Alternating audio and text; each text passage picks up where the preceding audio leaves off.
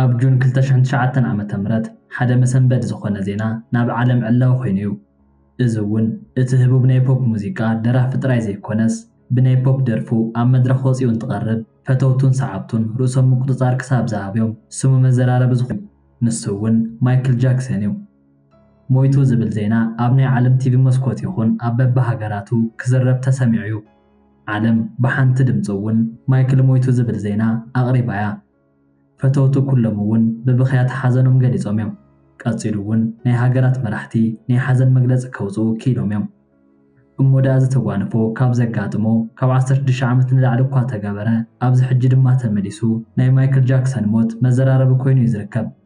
ንሱ እውን ማይክል ኣይሞተን ተራእዩሎ ዝብልን ካልኦት መረዳእታ ሒዞም ዝመፁ ብዙሓት ቀሪቦም እዮም። ተፈላለዩ ምክንያታዊ ዝኾኑ መረዳእታ ብምፅራሕ ኣብቲ ዕለት ተፈፀመ ተዋስኦን ድራማን እምበሪ ማይክል ጃክሰን ሕጂ እውን ተሓቢኡ ይነብር ከም ዘሎ ገሊፆም እዮም። ነዚ እውን መረዳእታ ሒዝና ኢና ዝብሉ ቀሪቦም እዮም። ተፈላለዩ መረዳእታ ብምስሊ ይኹን ብፎቶ ሒዞም እውን ቀሪቦም እዮም። ናይ ማይክል ፕራይቬት ሓኪም ኦናርድ ሙሬ ኣብ ሎስ አንጀለስ ገዝኡ ከይዱ ንማይክል እንትረኽቦ ካብ ለክዕ ንላዕሊ ከኒና ወሲዱን ርእሱ ሲሒቱን እዩ ነይሩ። ነዛ ኣብ ድኻም ዘላ ልቦ እውን ሂወቱ ንኽትቅፅል ብዙሕ ተፈቲኑ ክኸውን ስለዘይከኣለ ግና እዚ ህቡብ ደራፊ ኣብ 50 ዓመቱ ንክመውት ተገዲዱ እዩ። እዚ ህቡብ ደራፊ እውን ብሂወት እንከሎ መዘራረቢ ምዃኑ ጥራይ ዘይኮነስ ሞይቱ እውን መደናገሪ ክኸውን ገይርዎ እዩ። ኣብዚ ሕጂ ከም ዘሎ ዝኣምኑ እናወስኹ ብምምፅኦምን እቶም መረዳእታ ዘቕርቡ እውን ቃው ብምምሳሉ ምክንያት ብዙሓት ሰባት ነቲ ሓሳብ ክቕበልዎ ገይርዎም እዩ። እቶም ኣይሞተን እናበሉ ቪድዮ ዝዝርግሑ ዘለዉ ሰባትን እቶም ኣይሞተን ኢሎም ምስክርነት ዝህቡ ዘለዉ ሰባትን እንታይ ዓይነት መረዳእታ ከም ዝሓዙን እንተደኣ ብሓቂ ብሂወት ሃልዩ እውን ኣበይ ኣሎ ንዝብል ሓቢርና ክንሪኦ ኢና። ላይክን ሸር ምግባር ኣይትረስዑ እናበልኩ ንዘለኩም ርእቶ እውን ኣብ ናይ ኮመንት ቦታ ግደፍለይ ክብል ፈቱ ናብቲ መደብ ክወስደኩም። Michael Jackson, the king of pop, has died.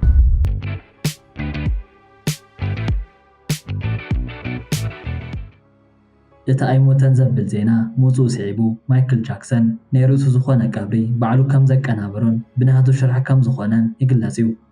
እዚ ናይ ሽርሒ ትንታነ ክለዓል ዝገበሮ ድማ ደው ሓላዊ ኮይኑ ዝሰርሕ ዝነበረ ሓደ ሰብ ማይክል ጃክሰን ካብ ካሊፎርንያ ናብ ሜክሲኮ እንትሓልፍ ብልክዕ ርእየ እየ ብምባል ዝዘርግሖ መረዳእታ እዩ ነይሩ። እሞ ዳ እዚ ዛዕባ ገና ከይተወድአ ካልእ ናይ ቪድዮ ቅዳሕ ክወፅእ ኪሉ እዩ። እዚ ቪድዮ እውን ሓደ ኣምቡላንስ ናብ ናይ ማይክል ገዛ ብምኻድ ንማይክል ፅዒኑ ናብ ሆስፒታል ወሲዱ እንተውርዶ ብሕቡእ ተቐድሐ ቪድዮ ናብ ዓለም ዕላዊ ኮይኑ እዩ። ብምቕፃል እውን ናይ ማይክል ጃክሰን ሬሳ ተባሂሉ ተሸፈነ ሓደ ዝኾነ ነገር ናብ ማኪና እንትድይብ ይኹን ናብ ፕሌን እንትፀዓን ዋላ እኳ ተተራእየ ብዙሓት ሰባት ግና ኣብዚ ቪድዮ ተዓዘብዎ ነገር ተፈጢሩ እዩ። እዚ እውን እቲ ሬሳ ዝተባህለ ኣካል ኣብቲ ቃሬዛ ክንቀሳቐስ ተራእዩ። እዚ ድማ እቲ ናይ ፈለማ ናይ ማይክል ሞት መጠራጠሪ ክኸውን ዝገበሮ ነገር እዩ ነይሩ። ኣብ 20 ክፍለ ዘመን እቲ ፍሉጥን ኣዝዩ ህቡብን ዝኾነ ደራፊ ማይክል ጃክሰን ኣብ ኣሜሪካ ካብቶም 5 ኣባላት ካብ ዘለውዎ ናይ ጃክሰን ቤተሰብን ካብ ኣሜሪካ ናይ ኢንድያን ግዛት ተረኽበ ክኸውን እንከሎ ናብ ናይ ደርፊ ጥበብ ብምእታው ኣዝዩ ህቡብ ክኸውን ዝጀመረሉ ኣብ 1980ታት ፍርቂ እዩ ነይሩ።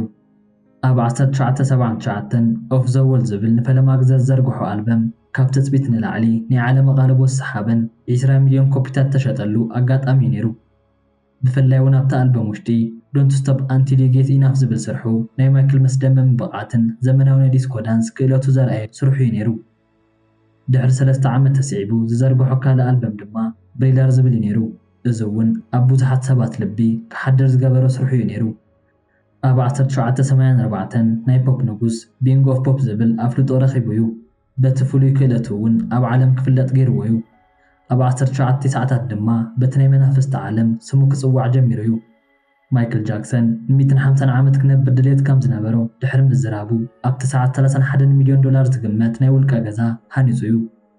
12 ንጎሆን ምሸትን ናይ ጥዕንኡ ኩነታት ዝከታተሉ ዶኳት ከከም ኣድላይነቱ ድማ ናይ ኩላሊት ቅያር ይኹን ናይ ልቢ ልገሳ ዝገብሩ ሰባት ኣዳልዩ ፀኒሑ እዩ። እቲ ዝበልዖ መግቢ እውን እንተኾነ ኣቐዲሙ ክምርመር ፀኒሑ እዩ። ናብ ገዝኡ እውን ምጡን ዝኾነ ኦክሲጅን ንክኣቱ ገይሩ እዩ። ኮይኑ ግና ዝኩሉ ናይ ሰብ ሓለዋ ዋላ ሓንቲ ዋጋ ኣይነበሮን። ምክንያቱ እውን ሂወቱ ኣብ ኢዱ ዘይኮነትስ ኣብ ኣምላኽ ብምንባራ እዩ ብምባል ዓለም ከንቱ ክብሉ ተሰሚዖም እዮም። ንሱ ኣይሞተን ኩሉ ባዕሉ ዝሰርሖ ተዋስኦ እዩ ዝብል እውን ክሳብ ሕጂ ይጠፈን። ንዓለም ኣዝዩ ፀሊእዋ ስለ ዝነበረን ካብ ሃገር ጠፊኡ ናይ ውልቀ ሂወት ክነብር ብምሕሳቡን ነቲ ናይ ሞቱ ዜና ባዕሉ ዘቀናበሮ ድራማ እዩ ዝብል ሞገት ሒዞም እዮም። ኣብ 2008 ወይ እውን ማይክ ኣብ ዝበሃል ቅድሚ ሓደ ዓመት ማይክል ኣብ ዊልቸር ኮይኑ ምዕዛብ ልሙድ ነይሩ። ኣብ ከቢድ ሕማም ብምንባሩ ምኽንያት ክመውት ከም ዝኽእል እውን ተደጋጊሞም ዝስምዑ ዜና እዮም ነይሮም። ቅድሚ ምሟቱ ሒደት መዓልቲ ኣቐድም ኣቢሉ ድማ ዓለም እናዘረ መድረኽ ንኸቐርብ ተፈራሪሙ ኣብ ዕፁብ ዝኾነ ገዛ ልምምድ ይገብር ከም ዝነበረ ሓበሬታ ወፂኡ። ናይ ጥዕንኡ ደረጃ ኣብ ጽቡቕ ከም ዘሎ ንምግላጽ ኣብ ምፍታን ከም ዝነበረ ገይሮም ገሊጾም እዮም። ካብቲ ውልቃዊ ዶክተር ረኺብናዮ ዝበልዎ መረዳእታ ድማ ኣብቲ ሰዓት ማይክል ሕሙም እኳ እንተመሰለ ሕማም ዝበሃል ግና ኣይነበሮም ክብሉ ገሊጾም እዮም። ምክንያቱ እውን ነቲ ተለሞ ድራማ ኣብ ምድላው ከም ዝነበረ ገይሮም ገሊጾም እዮም። ናብ ካልእ ሃገር ብምኻድ ንርእሱ ለዊጡ ካብ ሰባት ርሒቑ ምኻድ ይደሊ ከም ዝነበረ እውን ናይ ቀረባ ሰባት ሓቢሮም እዮም ክብሉ ገሊጾም እዮም። እዚኦም ኣሎ ኢሎም ዝማጎቱ ነዚ ሽርሒ ራኺቦም ኣይሞተኒ ዝብል ከእምኑ እናፀዓሩ እዮም። ምስኡ ወሲኾም እውን ነቶም ዝጠፍኡ ቪድዮታቱ ከም ማስረጂ ገይሮም ከቕርቡ ፈቲኖም እዮም። ማይክል ገጅፍን ሰፊሕን ንቤተ መንግስቲ ዘንዕ ገዛ እኳ እንተስርሐ ኣብ ውሽጢ ኣለዉ እተባሃሉ ናይ CCTV ካሜራታትን ንድሕንነቱ ምቹዋት ዝኾኑ ሓፁራትን ተገጢሙሎም እዩ። ኮይኑ ግና እዚኦም ካሜራታት ካብቲ ዝመተሉ መዓልቲ ሒደት ኣቐድም ኣቢሉ ኩሉ ቅድሓት ብሃንደበት እዙይ ብዘይበሃል ሰብ ሙሉእ ንሙሉእ እቲ ቅዳሕ ክጠፍእ ኪሉ እዩ። ኣብዚ ጉዳይ እውን ዝርዝር መብርሂ ንክወሃብ ተሓቲቱ እኳ እንተነበረ ኮይኑ ግና ወላ ሓንቲ ባብን እቲ መረዳእታ እውን ሙሉእ ንሙሉእ ጠፊኡ ተረኺቡ እዩ። ብኡ ምኽንያት ድማ ምስ ማይክል ተሓባቢሮም ነዚ ሞት ምስጢራዊ ንምግባር ዝሰርሑ ሰባት ከም ዘለው ተረዲና ኢና ክብሉ ገሊጾም እዮም።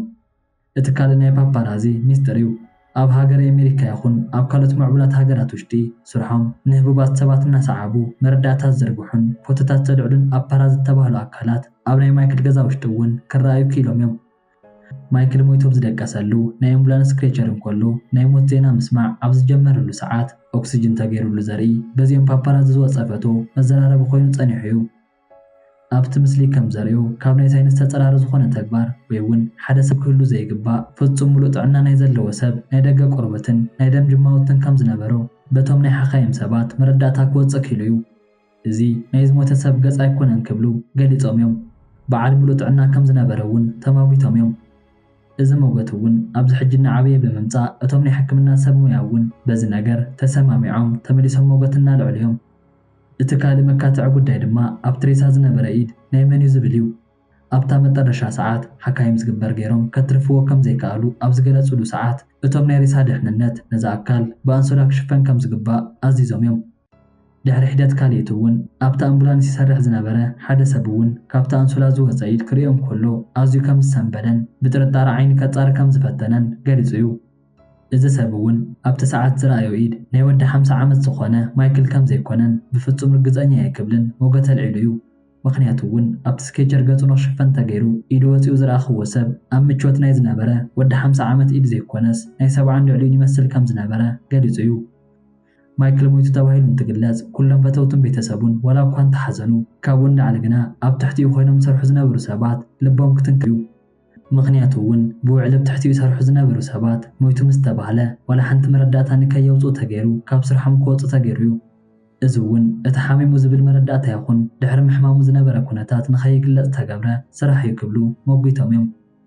ኣብዚ ሕጂ ድማ ንማይክል ዝመስል ሓደ ኣረጊት ሰብኣይ ኣብ ካልእ ሃገር ተረኺቡ እዩ ዝብል ዜና ክወፁ ጀሚሮም እዮም።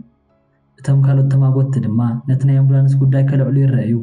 ንሱ እውን ኣይኮነን ማይክል ዝኣክል ሰብ ዝኾነ ሰብ ሓሚሙ እውን ኣምቡላንስ ድምፂ ዓው ኣቢላ ብቕልጡፍ ትኸይድ እኳ እንተነበረት እታ ናይ ማይክል ኣምቡላንስ ግና ብቐስታን ድምፂ ከይብላን ክትጓዓዝ ተረኣያ። ብሓቂ እውን ተጎድአ ሰብ ንምድሓን እታ ኣምቡላንስ ከምዚ ድዩ ዝኸይድ ክብሉ ሕቶ ልዒሎም እዮም። እቲ ካልእ ድማ ሓደ ፍሉጥ ሰብ እንትዓርፍ ንመላእ ቤተሰብ ይኹን መላእ ፈተውቱ ኣብ ቲቪ ትሬሳ ክረአ ተዓዚብና ኢና። ማይክል ሞይቱ ካብ ዝበሃል ግዜ ግና ነዚ ተግባር ኣብ ትፅቢት እንከለና እዚ ናይ ማይክል ሬሳ ዝተባህለ ኣካል ኣብ ሳንዱቕ ኣትዩ ክውሰድ ምኽኣሉን ንቤተሰቡን ትሕተቱ እውን ኣብ ሆስፒታል ጽቡቕ ዘይኮነ ገጽ ክፈጥር ምኽኣሉ ኢሎም ክምልሱ ምኽኣሎም ካልእ መደናገሪ ጉዳይ ገይርዎ እዩ። ካልእ ኣብ ናይ ቀብሪ ሰዓት ድማ ፐርሊ ጁልያ ዝተባህለት ጋዜጠኛ ከም ዘቃልዐቶ እንተኾይኑ ናይ ቀብሪ መፈጸምቲ ሰባት እቶም ነባራት ሰራሕተኛታት ናብ ስራሕ ንከይኣቱ ከም እተገብሩን ኣብቲ ቦታ ንክርሕቑን ክግበሩ ምኽኣሎም ካልእ መደናገሪ ኮይኑ እዩ። ብዙሕ $1,000,000 ተቐቢሎም ካብቲ ቦታ ክርሕቑ ዋላ እኳ እንተኸኣሉ ተመሊሶም መፂኦም እንትኣቱ ግና ሓድሽ ዝበሃል ናይ መቓብር ቦታ ከም ዘይረኣዩ ገሊፆም እዮም። ብኡ ምክንያት እውን እዚ ሰብ ብኣካል እንከሎ መዘራረቢ ነይሩ። ሞይቱ ምስ ተባህለ እውን መዘራረቢ ኮይኑ ቀፂሉ እዩ ክትብል እዛ ጋዜጠኛ ገሊፃ እያ። በዚያም ኩሎም መረዳእታ ምክንያቱ እውን እቶም ናይ ልቢ ፈተውቱ ኣይሞተን ብምባል ክሳብ ሕጂ ግዜ ኣብ ሞገት ከም ዝርከቡ ክገልጽ ፈቱ። ንሃትኩም ሓሳብ እንታይ ይመስል ዝብል ኣብ ናይ ኮመንት ቦታ ግደፍሉ እናበልኩ ላይክን ሸርን ብምባል ናብ ኩልን ክባጻሕ ደገፍኩም ኣይፈለየኒ ክብል ፈቱ።